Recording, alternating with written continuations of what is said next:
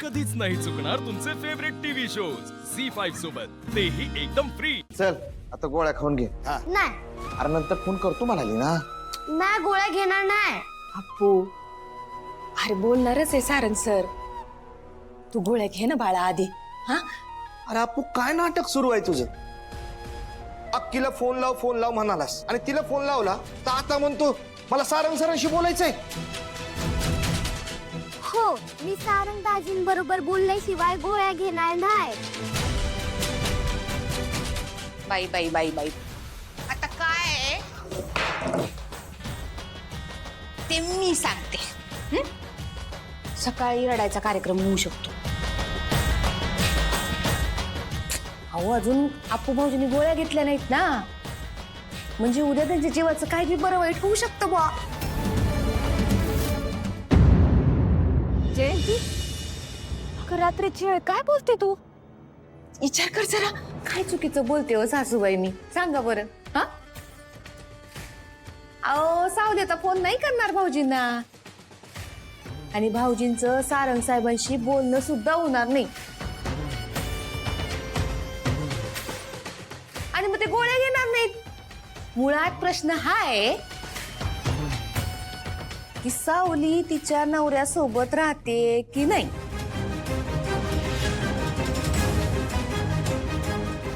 Emotionally नका पाहू माझ्याकडं, हो प्रॅक्टिकल गोष्ट सांगते मी। आता ऐका माझी थेरी, ऐका पहा बरं। सावळी तर राहायला आली होती तेव्हा एकदा तरी सारंग साहेबांचा फोन तिला आला होता का? हा? आला होता का सावळीच्या नवऱ्याचा फोन?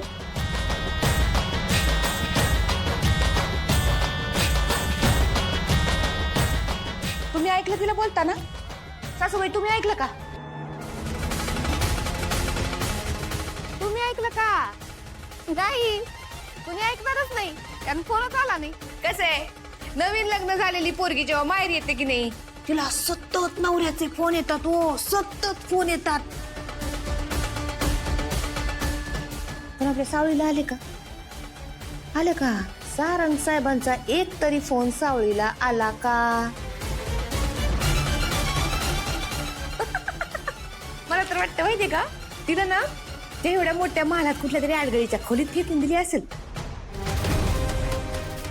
पिक्चर मध्ये दाखवतात तसं झालं असेल का? हो किचन मध्ये एखाद्या कोपऱ्यात ठेवलं असेल का सावळीला? काय वाटतं?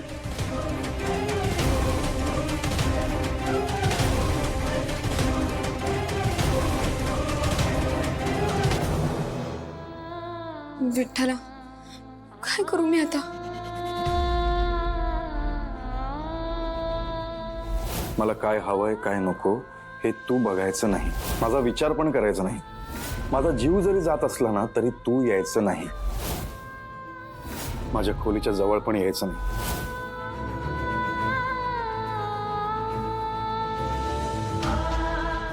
आपण आता हट्ट धरलाय म्हणजे तो सहजासहजी ऐकणार नाही।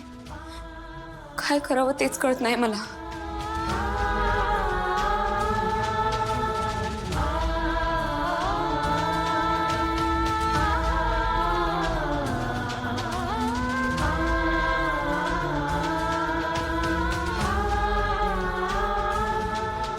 बिचारी सावळी हातात कोण घेऊन घाबरून उभी असेल, विचार करत असेल की कसं सांगू कसं सांगू कसं सांगू कसं सांगू की या घरात माझी काय जागा आहे।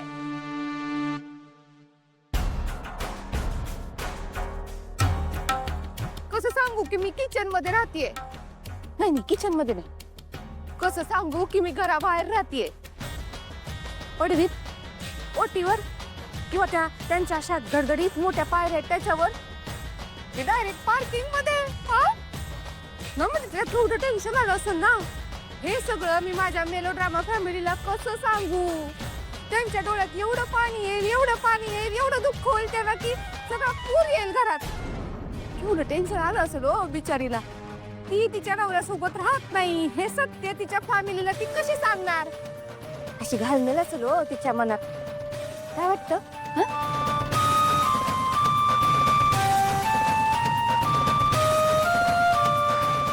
आपू साऊला फोन लावतो.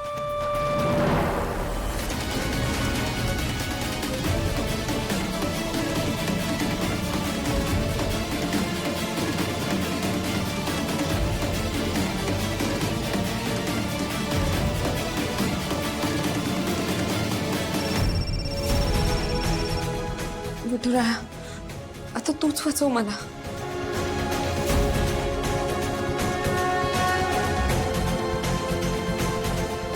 अहो नाही उचलणार फोन ती भाऊजी. नका करू मेहनत. नाही बाई या सावळीचं. ही तर होती तेव्हा बी टेन्शन. आता तिकडं गेली तेव्हा बी टेन्शनच.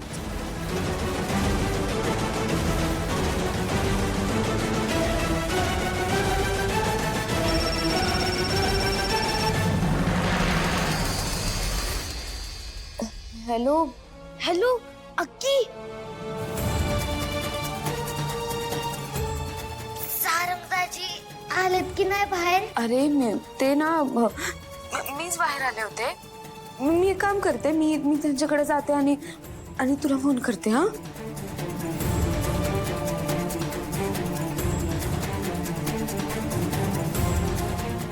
केला का कट?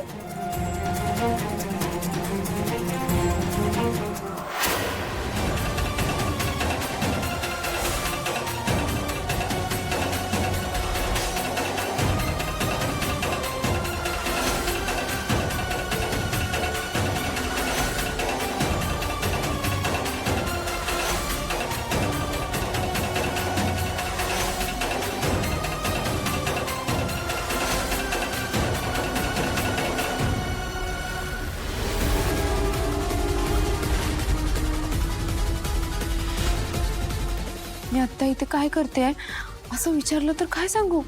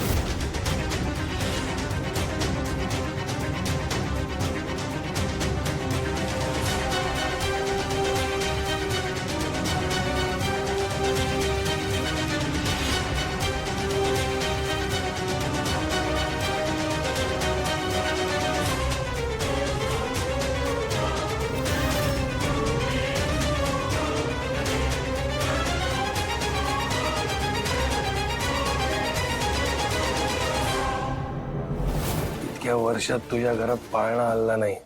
या पोरीच्या पायगुणाने नाही तुझ्या घरात पाळणा हल्ला. नाव जगन्नाथ सांगणार नाही.